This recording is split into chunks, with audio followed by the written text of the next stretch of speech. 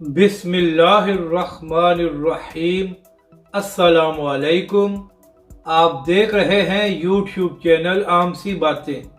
तहरीक लब्बैक और अल्लामा साद हुसैन रिजवी के हक में डॉक्टर आसिफ जलाली साहब का बड़ा मुतालबा, इस वीडियो में हम इसी के मुतालिक बात करेंगे।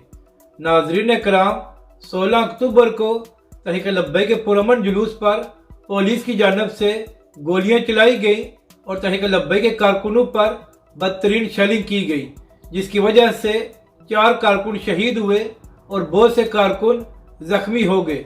मगर इसके बाद कुछ लोगों ने यह कहना शुरू कर दिया कि जो कुछ हरीपुर हवेलिया में हुआ है वो तहरीक लब्बैक और हुकूमत का मामला है, इससे अहले सुन्नत का कोई ताल्लुक नहीं है। तो नाजरीन कराम, इसी हवाले से डॉक्टर आसिफ जलाली साहब का एक अहम बयान सामने आया है।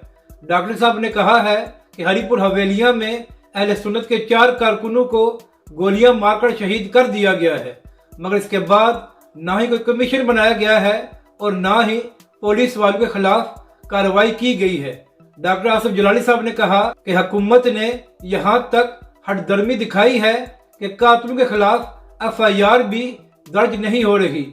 डॉक्टर आसिफ जलाली साहब ने कहा कि इसकी वजह से अहले सुन्नत में बहुत तशवीश पाई जा रही है। तो नाजरीन कराम, डॉक्टर आसिफ जलाली साहब ने कहा है कि जो कुछ हरीपुर हवेलिया में हुआ है वो तहरीक लब्बैक नहीं बल्कि अहले सुन्नत का मामला है। तो जो लोग तहरीक लब्बैक के खिलाफ बातें कर रहे थे, डॉक्टर आसिफ जलाली साहब ने उनके मुंह को बंद करा दिया है।